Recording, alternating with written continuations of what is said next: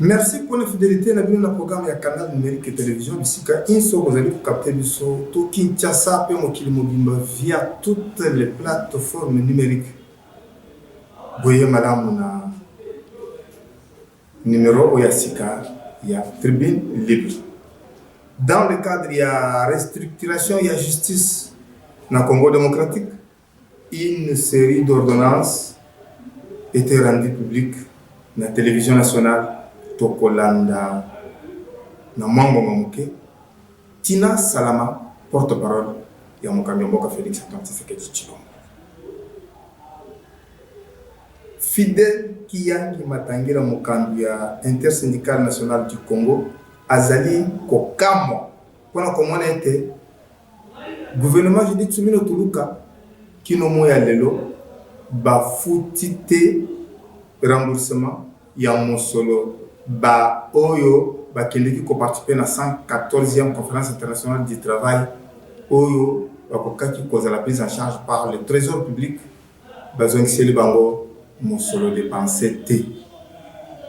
Et puis azali komituna ba toyo ba kati seki na ngambu ya munguna ba yeba koze loi ya ba congolais innocents bakozala obligé à participer na masolo auto bien que dialogue inclusif na tina nini ya sengi ko justice de sala musala na motoko yoka ye na moke ndenge moko pena Juvenal Mwandalenda secrétaire général ya Simco azali kolobete malgré les avancées significatives oyo moni sami sima ya mbele na bango to ba revendication ya ba minganga ya base service public de l'État base ya Simeko ba sepeli ko simba na maboko oyo ezali bilaka ya gouvernement balobi ba ko respecter na kaka mot d'ordre ya grève kino bilaka ya gouvernement Judith Suminwa Tuluka ekolata nzoto tokoyoka yepe na Mambo Mamuke. Mama Désir Fura, coordonnatrice nationale, il y a Synergie congolaise des femmes défenseurs des droits humains. Azali kokamo pona komonete baso ba payaka toujours les lourds tribus chaque fois que bitumbezalaka babosa na maka mingi ceux qui m'a solé l'idée ça yé a copé c'est biso particularité à dialogue inclusif et kimia mpe boboto ba mabota na bien ndé to le baki na mpotela sima ya ko projet état de siège série d'ordonnances signamaki pour na restructurer justice na mboka na biso Congo. Et cela qui est rendu public à travers la lecture qui était faite dans la télévision nationale par la porte-parole du chef de l'État, Tina Salama.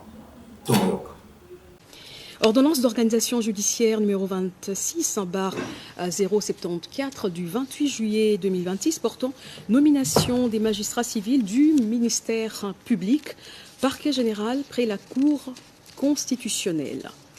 Le président de la République, vu les dossiers personnels des intéressés, vu la nécessité et l'urgence, sur proposition du Conseil supérieur de la magistrature, ordonne.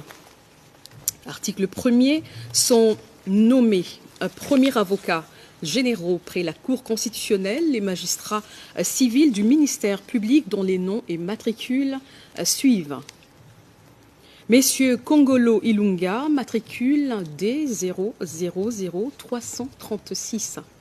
Messieurs Kassongo Mpao Oking, matricule D000325.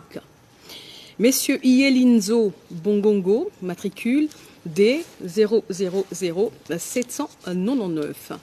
Article 2, sont nommés avocats généraux près la Cour constitutionnelle les magistrats civils du ministère public dont les noms et matricules suivent. Messieurs Kapita Kanyama, matricule D000437. Monsieur Ngandou Mukendi, matricule D000507. Monsieur Shindano Boulenge, matricule D000618. Messieurs Kama Alama, matricule D000705. Madame Sangou Mataya, matricule D000909. À article 3 sont abrogées toutes les dispositions antérieures contraires à la présente ordonnance. Article 4. Le président du Conseil supérieur de la magistrature est chargé de l'exécution de la présente ordonnance qui sort ses effets à la date de sa signature. Fait à Kinshasa le 28 juillet 2026. Félix-Antoine Tshisekedi Tshilombo, Judith Suminwa Tuluka, première ministre, pour copie certifiée conforme à l'original, 28 juillet 2026, le cabinet du président de la République, Anthony Kinzo Kamole, directeur de cabinet. Ordonnance d'organisation judiciaire numéro 26/075 du 28 juillet 2026, portant démission d'office d'un magistrat civil du siège Cour de cassation. Le président de la République, attendu que le magistrat concerné, bien que nommé président de la Cour de cassation par l'ordonnance d'organisation judiciaire numéro 20/108 du 17 juillet 2020, portant nomination des magistrats civils du siège en Cour de cassation, n'a pas repris le service en dépit de la notification et de la sommation lui adressée, qu'il y a lieu donc de le démettre d'office de ses grades et fonctions. Vu la nécessité et l'urgence, sur proposition du Conseil supérieur de la magistrature, ordonne, article 1er, est démis d'office de ses grades et fonctions le magistrat Kilomba Ngondi, matricule D000446, président de la Cour de cassation. Article 2, sont abrogées toutes les dispositions antérieures contraires à la présente ordonnance. Article 3, le président du Conseil supérieur de la magistrature est chargé de l'exécution de la présente ordonnance qui sort ses effets à la date de sa signature. Fait à Kinshasa le 28 juillet 2026, Félix-Antoine Tshisekedi Tshilombo, Judith Suminwa Tuluka, première ministre, pour copie certifiée conforme à l'original. Le 28 juillet 2026, le cabinet du président de la République, Anthony Kinzo Kamole, directeur de cabinet. Awa tobaluka na ngambu ya mwana mboka Fidel Kiyangi Matangila, président intersyndical national du Congo, wazeli kokamo pona komona ete kino moya lelo gouvernement Judith Suminwa Tuluka et futina nute baya bakende ko participer na 114e conférence internationale du travail na Genève na Suisse na mbongo na bango alors que bakokai ko za la prise en charge par le trésor. Et puis azali komituna batoyo bakendeki na ngambo ya monguna oyo bakoze liwa ya ba innocent congolais bakoya ko participer na masolo na kinani asengi kutu justice sala musa tomoyoka azali ko na linga français. Kiyangi Matangila, vous êtes président de l'intersyndicale nationale du Congo. Vous avez pris part active à la 114e conférence internationale du travail à Genève, en Suisse. Que dire de la restitution de cette messe internationale à laquelle vous avez pris part à la base de votre intersyndicale nationale du Congo? Bon, on a fait... merci d'abord pour l'intérêt que vous portez sur les activités de l'intersyndicale nationale du Congo. Nous avons pris effectivement part à la 114e session de la conférence internationale du travail qui s'est tenue l'idée au 12 juin 2026. Nous nous en félicitons de notre participation et nous sommes revenus au pays avec le représentant du gouvernement qui est le secrétaire général à l'emploi et travail. Nous avons organisé la restitution, c'était une bonne chose nous n'avons pas autre chose à dire à part ce que nous avons dit lors de la restitution. Les travaux se sont bien déroulés. L'application des résolutions et résolutions retenues au cours de cette grande messe. Ce qu'il faut d'abord retenir est que c'était une grande victoire, une grande première pour l'intersyndicale nationale du Congo. Le dernier qui a pris la parole au nom des travailleurs congolais à la plénière de la conférence internationale du travail, c'était le camarade symphorien Dunia Moutima Noir depuis 15 ans, plus de 15 ans même. Mais nous avons rompu avec ce silence. Parce que cette fois-là, c'est nous qui avions porté qui étions les porte-parole des travailleurs congolais, travailleurs et fonctionnaires. Et nous avons mis fin à ce silence. Nous avons révalorisé la délégation congolaise qui ne se rendait pas à Genève juste pour le shopping ou pour faire peur aux gens au Congo ici que nous allons à Genève. C'était pour ne rien faire. Ça, c'est une première chose que je dois dire. Je ne le dis pas pour me vanter, mais c'est ça la vérité. Mais je l'ai fait au nom de tous les travailleurs congolais, donc au nom de l'intersyndicale nationale du Congo.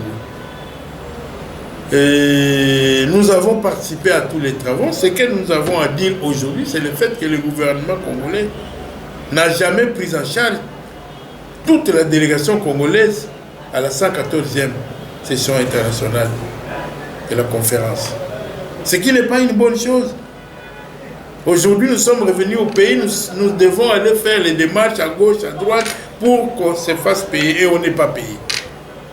La conférence a fermé depuis le 12 juin. Nous sommes aujourd'hui le 28 juillet. Toute la délégation, que ce soit les banques gouvernementales, les banques travailleurs et les banques employeurs, personne n'a été pris en charge par le gouvernement congolais. Mais les documents existent, on a déjà tout préparé. Mais pour nous payer, ça pose problème. Voilà. Donc, jugez-vous le cas de la réduction de la composition de la prochaine délégation congolaise? Elle ne sera pas réduite. Ça, c'est ce que prévoit la constitution de l'OIT. Mais en interne, dans chaque pays, nous avons nos pratiques, nous avons nos us et coutumes. On ne va pas réduire la délégation congolaise au nombre qui vous a été communiqué. Ça, c'est conformément à la constitution de l'OIT. C'est ça la vérité. La composition ne sera pas réduite. Parce que, pourquoi elle ne sera pas réduite? La délégation, la plupart des gens qui vont à Genève pour participer aux sessions de la conférence internationale du travail, n'y vont pas avec l'argent de l'État congolais. Si l'État congolais veut réduire le nombre, il va réduire le nombre de ceux que lui prend en charge. Mais il ne va pas réduire le nombre de travailleurs, ça sera même violer la 87, c'est la liberté syndicale. Ce n'est pas le fait que l'OIT considère le ministère de l'Emploi et du Travail comme point focal, que celui-ci doit s'ériger en obstacle pour que les travailleurs qui veulent aller participer à cette plénière, à ces travaux, n'y vont pas, alors que la République démocratique du Congo ne paye rien. C'est ça la vérité. Où en est-on avec la solution que vous avez préconisée pour résoudre la tension sociale qui couvait au sein des régies financières et qui menaçait les débrouilles? Nous avons été reçus par les ministres du Travail, les ministres des Finances, et nous avons mis en place un échéancier pour appuyer tous les droits des travailleurs et des agents des régies financières. Et nous pensons que la première échéance, c'était du 25 au 31. On devrait payer la rétrocession du mois d'avril. Nous sommes aujourd'hui le 28. Nous pensons que le gouvernement est encore dans les délais et que d'ici le 31, la rétrocession du mois d'avril sera envoyée auprès des banques de chaque régie. Voilà. Et si seulement si l'échéance parvenait à expirer et que... Nous allons utiliser toujours la voie du dialogue. Nous n'avons pas besoin de crise, nous n'avons pas besoin de tension. Nous allons utiliser la voie du dialogue pour arriver à la solution. Parce qu'il faut, je l'ai toujours dit, les agents et fonctionnaires n'ont pas comme revendication la grève.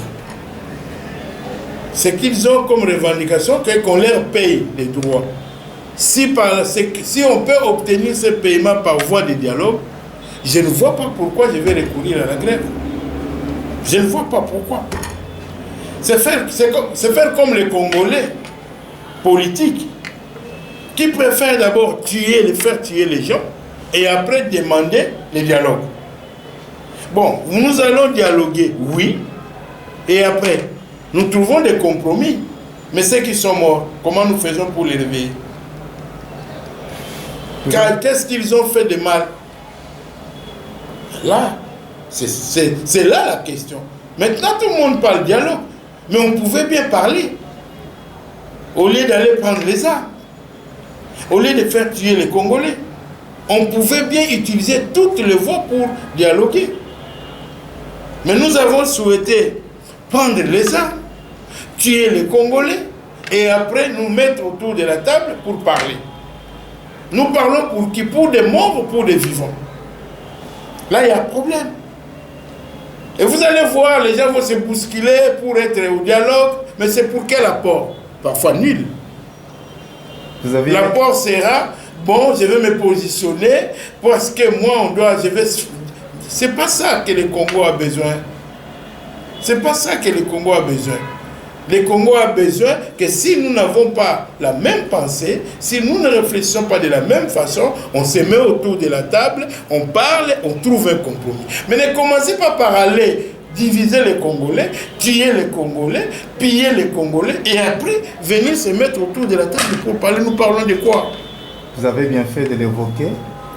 Quelle pourrait être la ligne rouge que l'on ne pourra pas franchir dans ces dialogues inclusifs de sorte à ce que ces dialogues ne soient pas comme les autres qui n'ont pas pu résoudre la crise?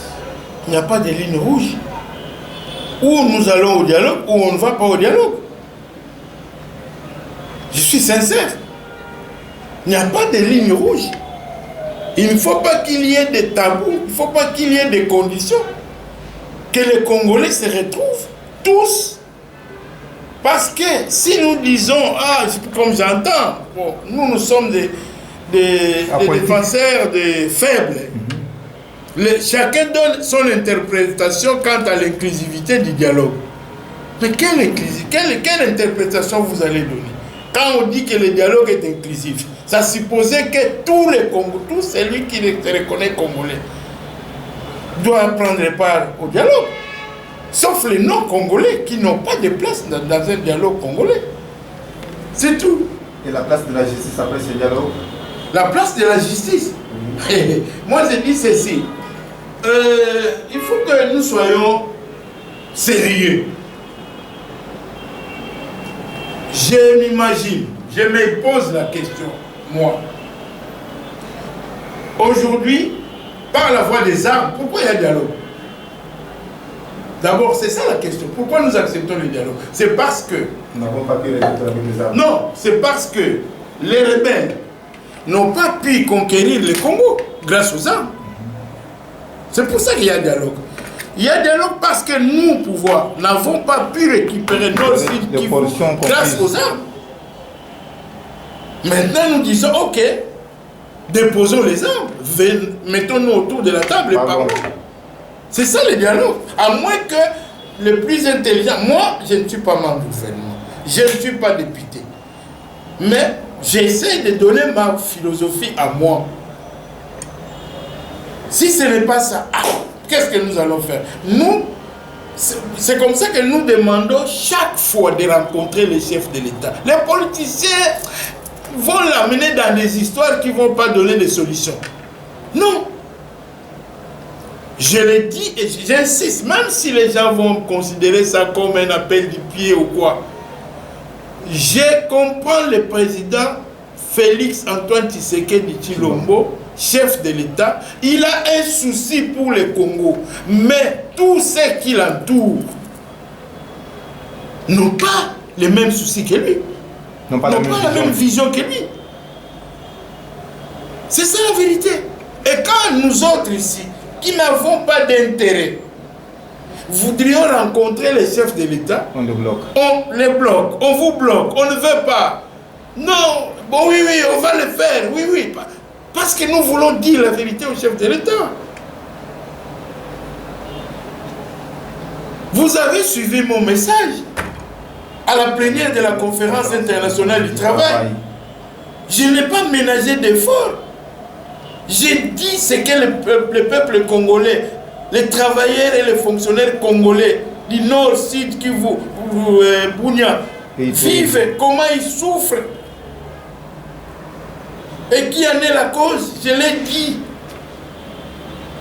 Mes frères, les gens parlent ici pour besoin d'intérêt, pour que le chef de l'État le découvre, il le voit, il lui donne du travail, il fait ceci. Mais moi, je n'ai pas besoin de ça. Moi, j'ai besoin d'apporter la vérité au chef pour lui dire, voici ce que nous pouvons faire pour que cette situation se termine. C'est tout. Vous ne pouvez pas dire que nous allons partir au dialogue, ce n'est pas pour se partager le pouvoir, c'est pourquoi. Ça, c'est tromper le peuple. On est en train de tromper le peuple. Qu'est-ce que vous allez dire alors? Donc vous allez dialoguer, et puis après on vous dit, bon, vous qui étiez au pouvoir, continuez à gérer comme vous aviez commencé, nous nous attendons, c'est ça. Ça, ce n'est pas dire la vérité à la population. Non. On doit dire la vérité à la population. Après les discussions, après, tout le monde doit participer dans l'action de gestion du pays. Dans une transition.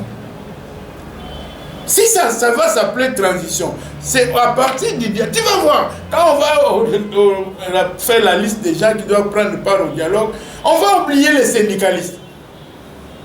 Ceux qui souffrent jour et nuit pour maintenir la paix sociale dans le pays. C'est ça la vérité. On va les oublier.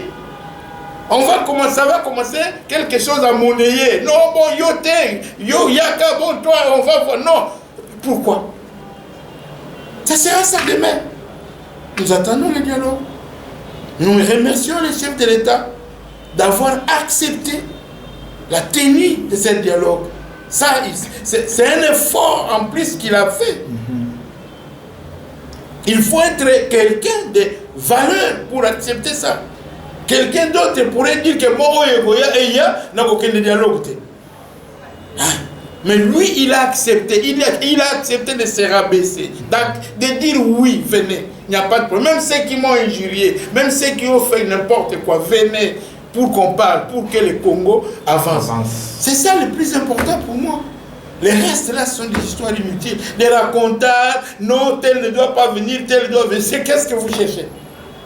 Vous cherchez quoi? Vous cherchez la solution ou vous ne voulez pas des solutions? Il faut être clair. Il faut être clair. C'est donc une affaire à suivre, Monsieur le Président. Nous vous remercions. Merci beaucoup. Maman Désir Foura, coordonnatrice nationale, il y a Synergie congolaise des femmes défenseurs des droits humains. Azali kokama kona komona ete basi bayaka toujours les lourds tribus chaque fois que bitumbe salamaka bazali toutefois oublié ce qui m'a sonné lingue salam yekutu azali koyebisa biso particularité ya dialogue inclusif oyo tomoyoka azali pe kolobaka na lingue français. Madame Désir Foura, vous êtes coordonnatrice nationale de la Synergie congolaise des femmes défenseuses des droits humains. Vous avez fait le plaidoyer et médiation pour la préservation de la paix et la promotion du dialogue.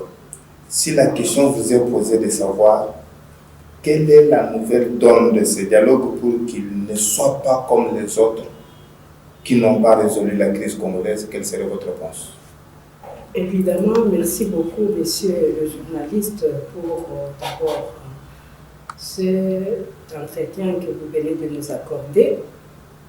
Il était très important que nous, en tant que Synergie congolaise des femmes défenseurs des droits de l'homme, nous puissions effectivement donner notre position, puisque nous nous sommes organisés, engagés à mener les plaidoyers, la médiation pour la préservation de la paix et la promotion du dialogue inclusif tel que le chef de l'État vient surtout de, disons, responsabiliser les pères de l'Église pour contacter toutes les parties prenantes. Nous avions déjà commencé, puisque même lors de certaines conférences avec la société civile, nous avions déjà demandé à ce que les fils et les filles de ces pays se mettent ensemble, puisque nous, en tant que femmes, nous sommes les premières victimes. C'est nous qui mettons au monde tous les fils et les filles du monde, et particulièrement de la RDC. Et voilà que nous disons que la paix durable, nous devons insister pour que notre pays puisse recouvrir la paix durable. Ça fait plus de 30 ans que la République démocratique du Congo est victime des conflits armés. Et vous savez comme moi, et les premières victimes, ce sont les femmes, puisque on utilise les violences sexuelles comme arme de guerre pendant toutes ces années. C'est pourquoi nous nous sommes engagés à prendre des contacts auprès des leaders politiques de l'opposition, de la majorité et même des leaders religieux pour que nous puissions insister effectivement sur l'importance de la restauration de la paix durable et les dialogues. Puisque comme vous savez, messieurs les journalistes, quand la case brûle, comme aujourd'hui la République démocratique du Congo, notre pays est en train de brûler, on ne peut pas commencer à demander qui va s'asseoir au salon, qui va rester à la cuisine. C'est d'abord chercher à éteindre le feu. Voilà pourquoi nous disons il faut d'abord se parler. Que les armes se taisent, puisque le dialogue c'est entre les Congolais, les filles et le fils de la République démocratique du Congo qui doivent se parler et chercher les causes profondes de ces conflits qui ont perduré. Pourquoi il y a des filles, il y a nos enfants, filles, fils et filles, qui sont peut-être aux côtés des ennemis de la paix. Malgré cela, ce sont les enfants de la RDC. Alors, il y a les enfants égarés qui doivent malgré tout revenir autour de la table, mais nous ne disons pas. Vous avez posé une question, monsieur le journaliste. On a eu beaucoup de dialogues, effectivement. Beaucoup de dialogues. Depuis Sun City, les CNDP, les RCD, il y a eu toujours recrudescence des combats, des conflits armés. Aujourd'hui, nous disons que les dialogues là ne sera pas la donne. Ça ne sera pas pour se partager. Depuis 30 ans, nous avons participé quand même aux préparatifs, au pré-dialogue de Sun City. Et nous, en tant que femmes, on avait dit que vous n'allez pas à Sun City pour vous partager les postes, c'est pour que les armées se taisent. Malgré tout, il y a eu des partages de postes. Après CNDP, après CD, il y a toujours des partages de postes, même 1+4 jusqu'à aujourd'hui, il y a des belligérants qui ont été dans les gouvernements et qui dirigent. Mais qu'est-ce qui doit changer maintenant? On ne peut pas continuer à prendre les armes pour chercher à occuper des postes. Non, non. C'est ce qui doit changer. Nous devons être, nous les femmes de la synergie, nous les femmes de la société civile, nous sommes catégoriques et cela doit changer que ce dialogue, ce n'est pas pour partager les gâteaux, c'est pour voir quelles sont les causes profondes qui, durant 30 ans, ne font qu'empirer au lieu qu'il y ait des solutions malgré les dialogues, malgré les accords, malgré tout ce que les autorités font, malgré toutes ces négociations, qu'est-ce qui doit changer? Nous disons, la donne, c'est de dire que non, il n'y a pas de partage des gâteaux. Il faut que les âmes se taisent. Nous sommes des victimes, les âmes doivent se taire. Nous ne pouvons pas continuer à voir nos fils et filles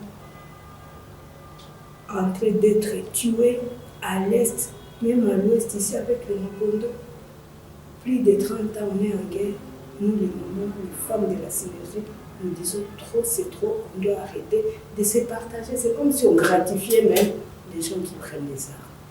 Après cette prise de conscience des femmes de la synergie, quel rôle vous allez jouer?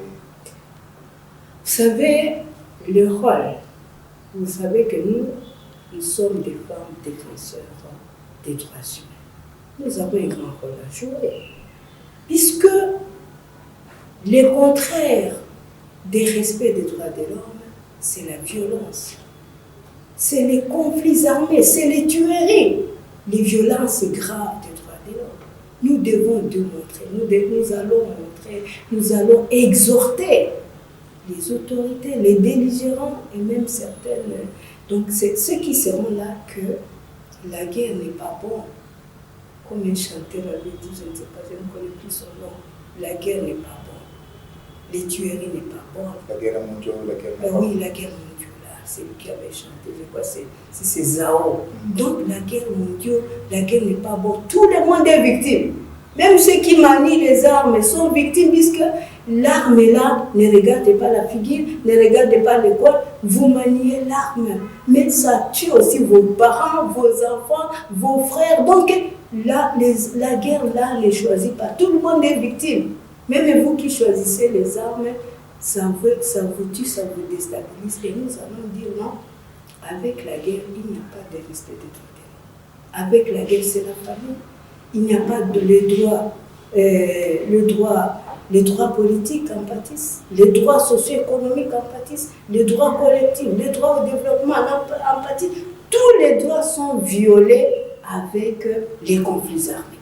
Il n'y a pas de paix. Quand il n'y a pas de paix, il n'y a pas à manger, il n'y a pas moyen de dormir, il n'y a pas même le moyen de gouverner. Il est difficile même de gouverner. Donc les droits politiques aussi en pâtissent.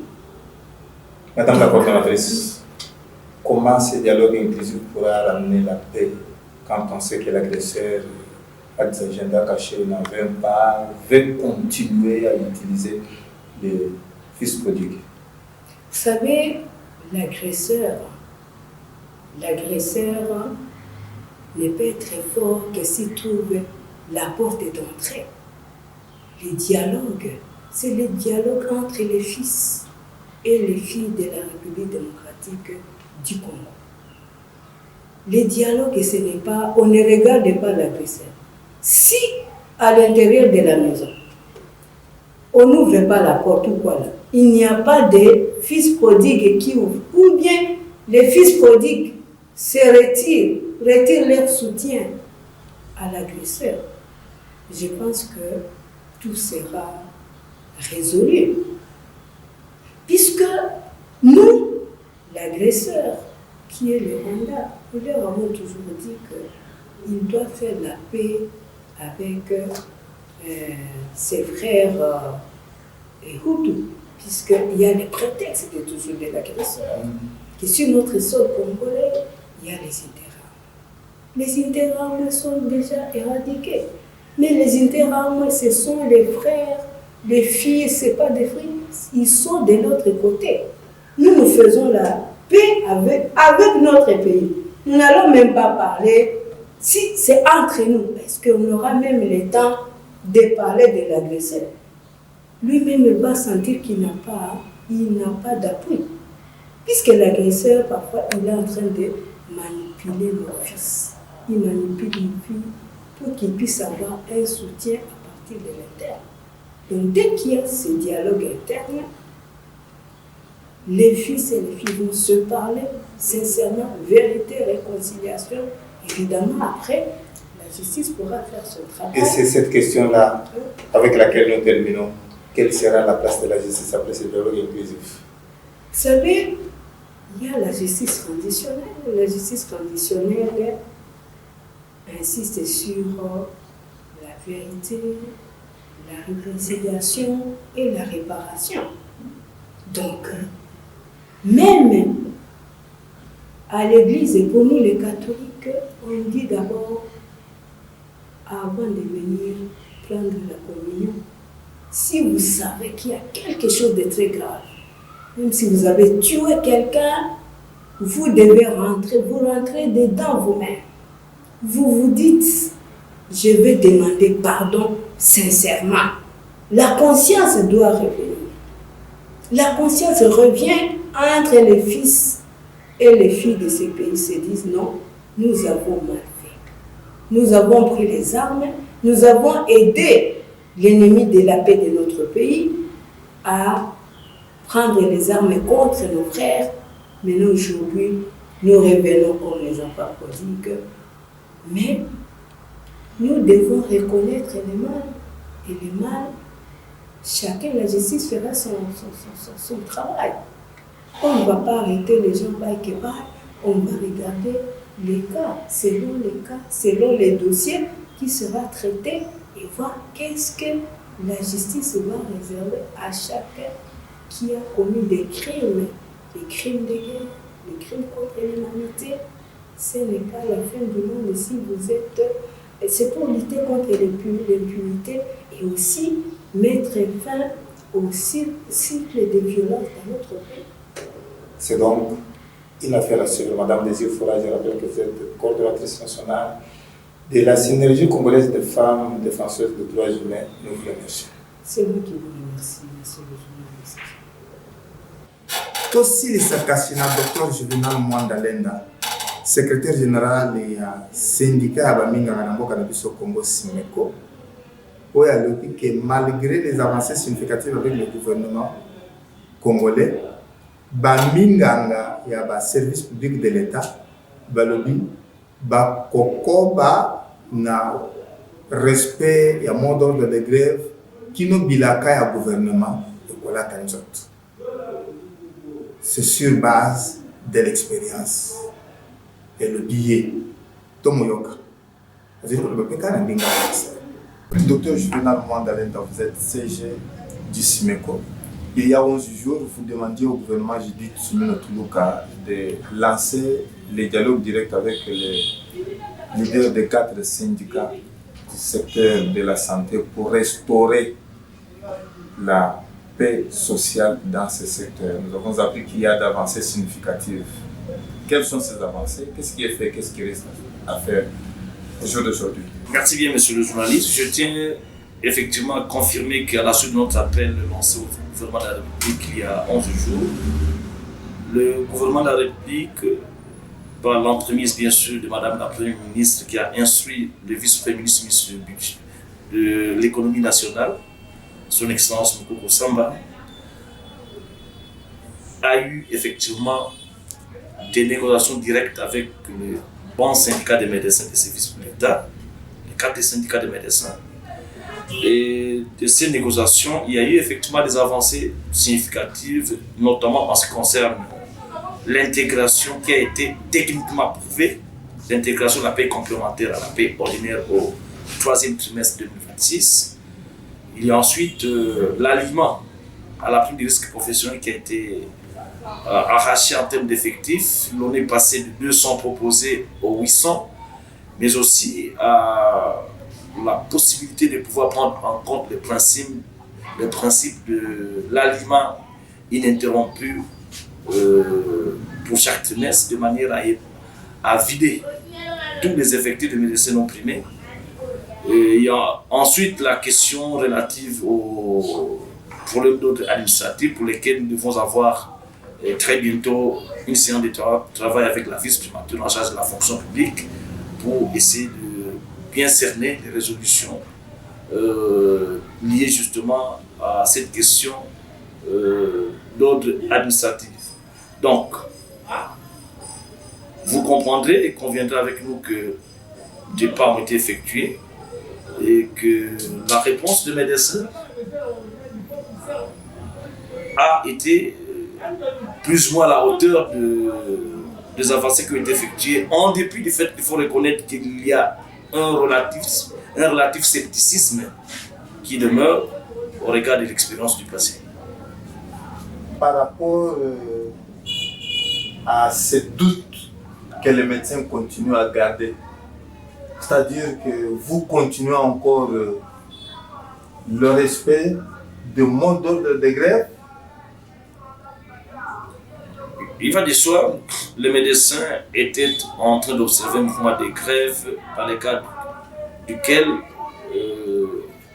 les urgences n'étaient assurées que au jour et date prévus pour les médecins du gynéco. Au regard des avancées enregistrées et par mesure de prudence, les médecins ont décidé de poursuivre la grève mais sous un format service minimum, c'est-à-dire une grève dans le cadre de laquelle toutes les urgences seront assurées dans tous les services sanitaires publics de l'État. Et c'est pour des raisons évidentes, liées notamment à ce scepticisme. Les médecins voudraient bien voir les premiers actes concrets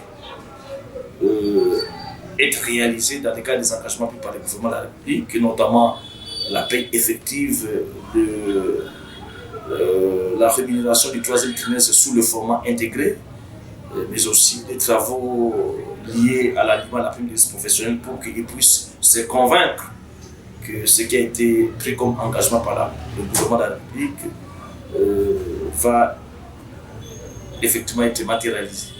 En attendant la matérialisation et la conviction des médecins qui constituent votre base, comme le dialogue était déjà lancé et que des promesses annoncées, ne fallait-il pas suspendre la grève?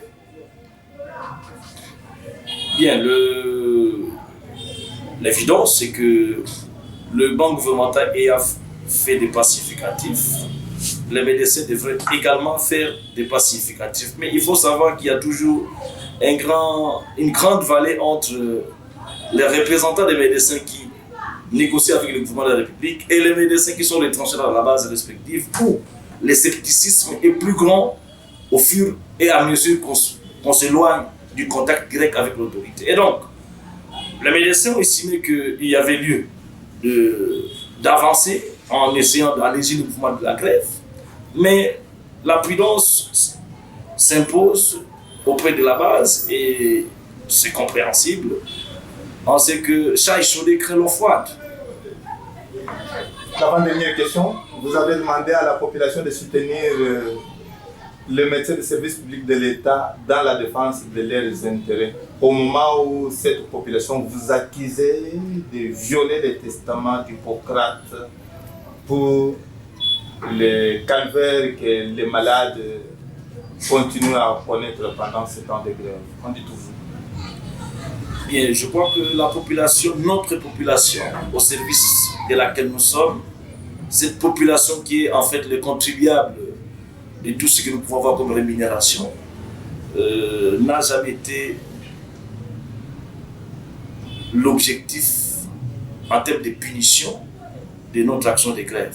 La grève a toujours été un moyen pour exprimer les frustrations vécues dans les cadres des socio-professionnels, car il faut bien le reconnaître, le médecin, pour soigner correctement la population, a besoin d'être dans des conditions psychologiques optimales qui doivent lui permettre de se concentrer uniquement à la vie des patients.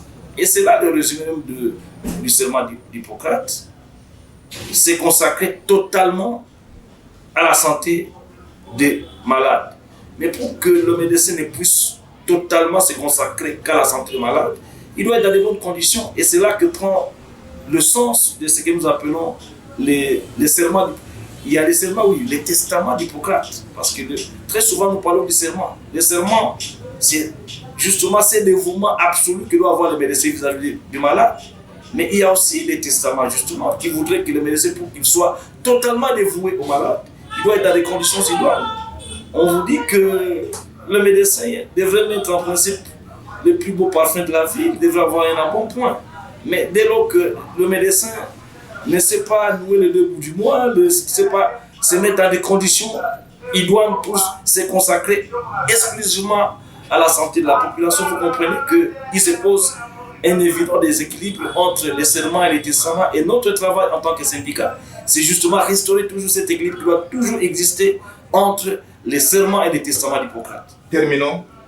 Cette stratégie d'aller en grève pour contraindre le gouvernement à agir et répondre à vos desiderata aggrave la situation déjà compliquée avec Ebola et la guerre d'agression. Que faire pour parvenir à passer un temps record sans pareille situation? Mais nous devions vous rassurer, le SIMECO est en grève et depuis que le SIMECO est en grève, les médecins membres du SIMECO assurent les urgences vitales. Et ça doit être clair. Au moment où nous vous parlons, tous les médecins membres du SIMECO impliqués dans la lutte contre cette épidémie continuent à faire normalement le travail parce qu'il y a péril à la demeure. Il va de soi que la grève n'est pas une bonne chose en soi et nous ne l'avons jamais souligné. C'est comme ça que les SIMECO ont toujours été attachés à un dialogue social apaisé, mais un dialogue sincère. C'est justement pour éviter les conséquences néfastes de tout mouvement de grève. À ce jour, nous ne pouvons pas rétropédaler puisque les efforts sont concentrés pour restaurer la paix sociale dans le secteur de la santé. Il va de soi, ça ne peut pas se faire comme sur un coup de baguette magique. La tension était très forte. Comme un avion en train d'atterrir, nous sommes convaincus que l'atterrissage final est dans un proche avenir et que finalement, le gouvernement de la République prendra les dispositions nécessaires pour que l'on n'en arrive toujours pas à cette forte tension qui amène les médecins des services publics à se défouler à travers l'action de grève. Nous croyons savoir que vous êtes ensemble avec les autres leaders de l'intersyndical du secteur de la santé.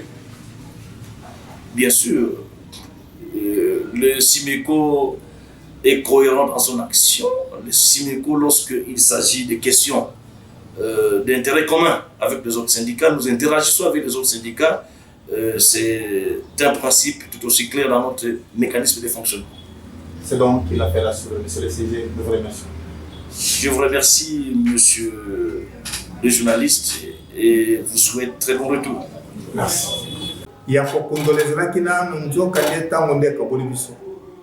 Ce n'est que partie remise. Na Congo, il y a Georges Nkongolo, Dieu Fazam, pasteur Dadi Mukunku, Firandongala,